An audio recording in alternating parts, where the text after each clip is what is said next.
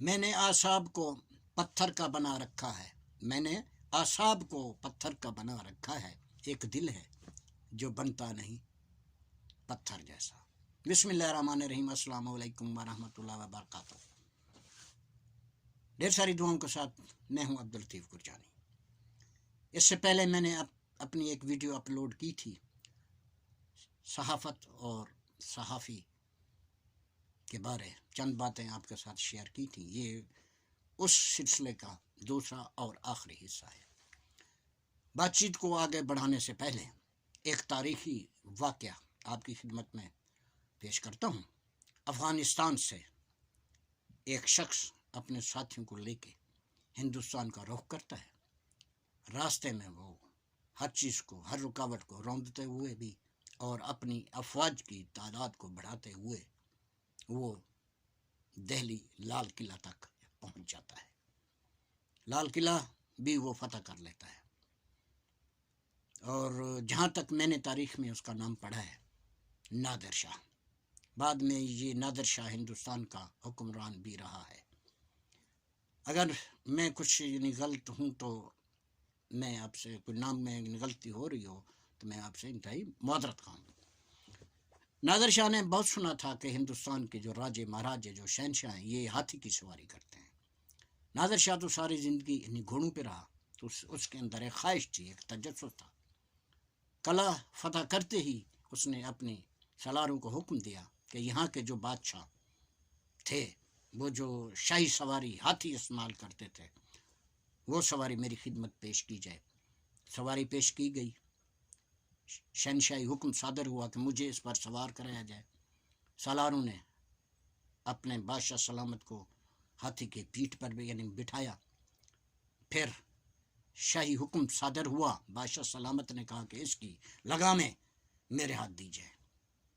تو پھر سالاروں نے کہا جناب اعلیٰ، اس سواری کی لگامیں تو نہیں ہوتی۔ نادر شاہ نے کہا کہ مجھے فوری اتارو۔ اترنے کے بعد ڈرتے ہوئے سالاروں نے سوال کیا، بادشاہ سلامت کیوں آپ فوری اتر گئے؟ تو نادر شاہ نے، بادشاہ سلامت نے یہ جواب دیا کہ جس سواری کی لگامیں ہی میرے ہاتھ میں نہ ہوں تو اس سواری پہ میں سوار کیوں ہوں؟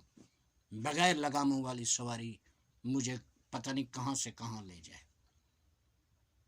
مطلب جو ایک صحافی ہوتا ہے، اس کا جو قلم ہوتا ہے وہ اس کی لگامیں ہوتی ہیں۔ اگر اس نے اپنا قلم، یہ لگامیں کسی اور کے حوالے کر دیں، وہ اس سے جو کام چاہے وہ لے سکتا ہے۔ جیسے جس کی غلامی میں اس نے اپنا قلم دیا ہے۔ اس سے پہلے میں اتنا عرض کرتا چلوں کہ ہر انسان کے اندر ایک اندر سے ایسی چیز ہوتی ہے جس میں انسان بے بس بھی ہوتا ہے۔ صحافی بھی انسان ہوتے ہیں ہماری طرح، وہ بھی انسان ہے۔ اس کے دل میں کسی کے خلاف نفرت ہوتی ہے، کسی کے خلاف محبت ہوتی ہے، کسی کے ساتھ اس کی بے انتہا محبت ہوتی ہے، اور کسی کے خلاف بے انتہا نفرت بھی ہوتی ہے۔ لیکن جو اس کا قلم ہوتا ہے، وہ نہ کسی سے نفرت کرتا ہے اور نہ کسی سے محبت کرتا ہے۔ رانجھا سبدا سانجھا۔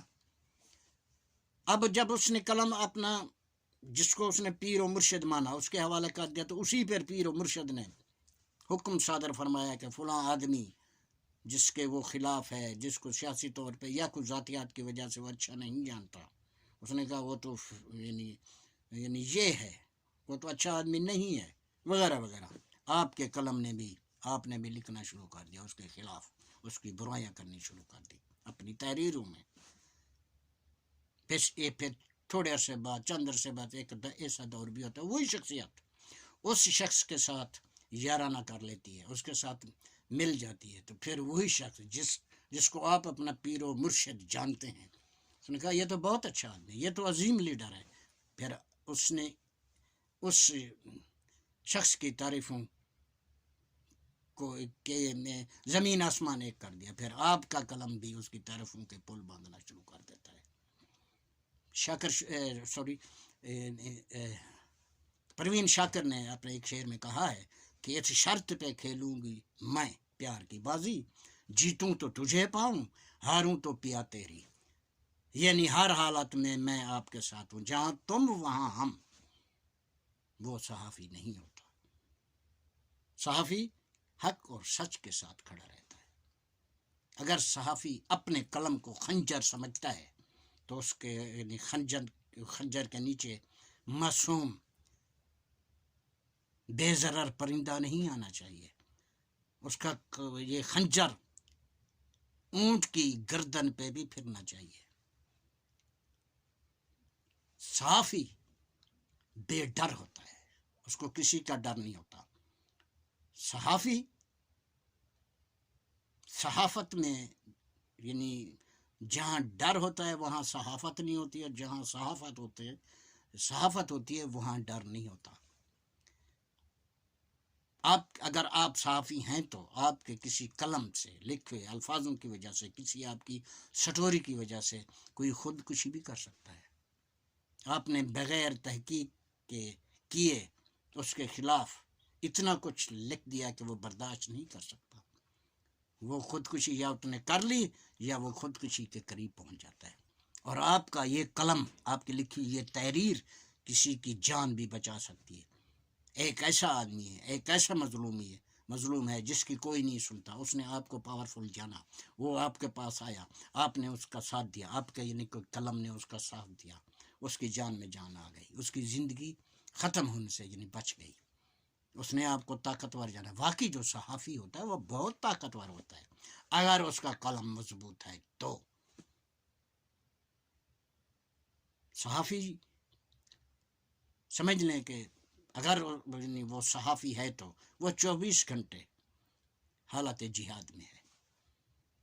اگر آپ اپنے یعنی قلم کو ایک شمع یعنی سمجھتے ہیں تو اس شمع کی روشنی ہر اس گھر میں پہنچنی چاہیے جس گھر میں اندھیرا ہو۔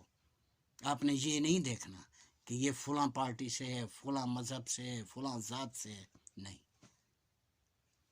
اندھیرا ہے، وہ مظلوم ہے، وہ روشنی کا حقدار ہے، وہ آپ کا اور آپ کے قلم کا انتظار کر رہا ہے، آپ کو ساتھ دینا چاہیے۔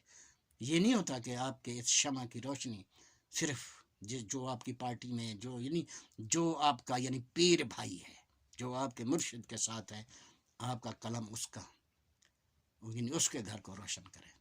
یہ صحافت نہیں ہے۔ میں نے پہلے ویڈیو میں بھی عرض کیا تھا، پھر بھی یہ جو ہے نا دہرا دیتا ہوں، صحافت میں فقیری بھی ہے، صحافت میں امیری بھی ہے، صحافت میں فقیری بھی ہے، صحافت میں کلندری بھی ہے، صحافت میں سکندری بھی ہے، صحافت میں